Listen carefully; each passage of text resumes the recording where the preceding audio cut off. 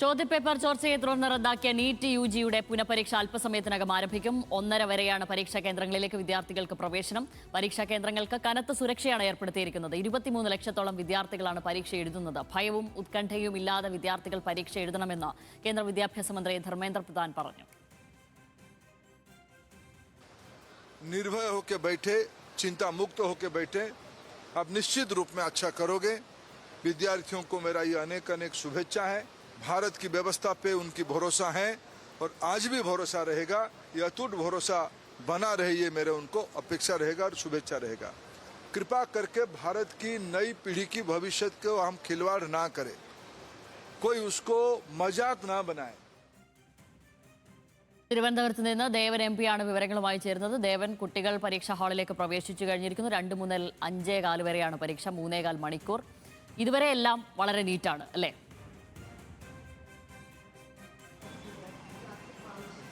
തീർച്ചയായും ശ്യാമിലി, ഇതുവരെയെല്ലാം വളരെ നീറ്റായി തന്നെ മുന്നോട്ട് പോകുന്നു.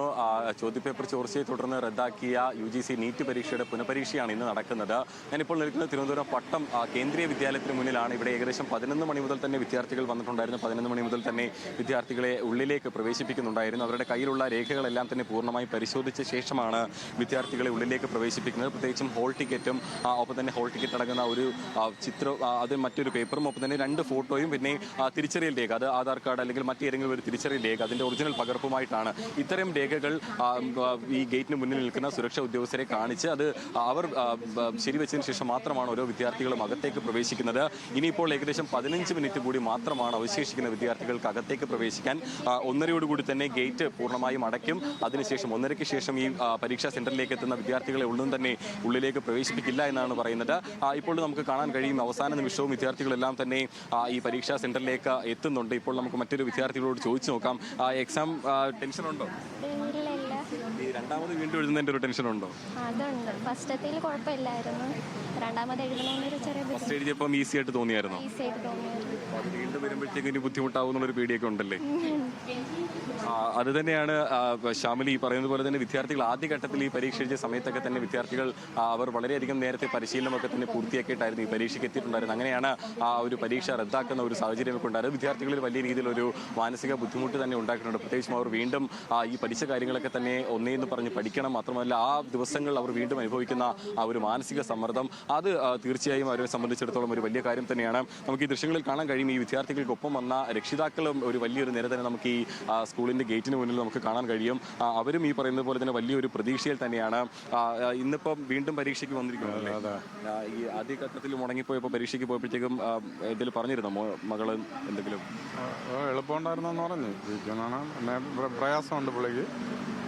രണ്ടാമത്തെ പിന്നെ ക്യാൻസൽ ചെയ്തെന്ന് അറിഞ്ഞപ്പോൾ അപ്പോൾ വീണ്ടും പരീക്ഷ ഇന്ന് എഴുതുകയാണ്.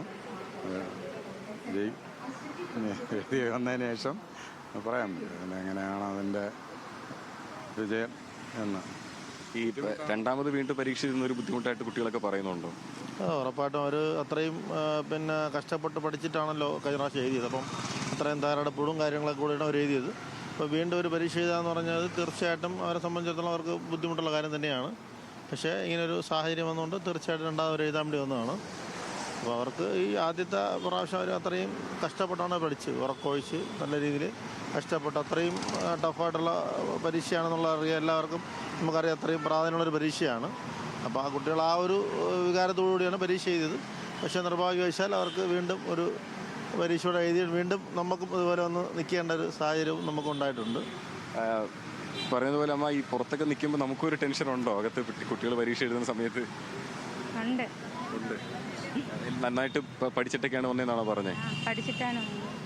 നേരത്തെ പരീക്ഷ ക്യാൻസൽ ചെയ്ത സമയത്ത് 23 ലക്ഷത്തോളം വിദ്യാർത്ഥികളാണ് ഇന്ന് ഈ പുനഃപരീക്ഷയ്ക്കായി തയ്യാറെടുത്തിരിക്കുന്നത്. അവരെല്ലാവരും തന്നെ ഇപ്പോൾ സമയം 1:15 കഴിഞ്ഞു. 2 മണി മുതലാണ് പരീക്ഷ തുടങ്ങുന്നത്. 5:15 വരെ 3.25 മണിക്കൂറാണ്. എന്തായാലും വലിയ സന്നാഹങ്ങളൊക്കെയാണ് ഇതിൻ്റെ ഈ പുനഃപരീക്ഷയുടെ ഭാഗമായി രാജ്യത്തുടനീളം ഒരുക്കിയിട്ടുള്ളത്. അത് നമുക്ക് കാണുവാനുമുണ്ട്.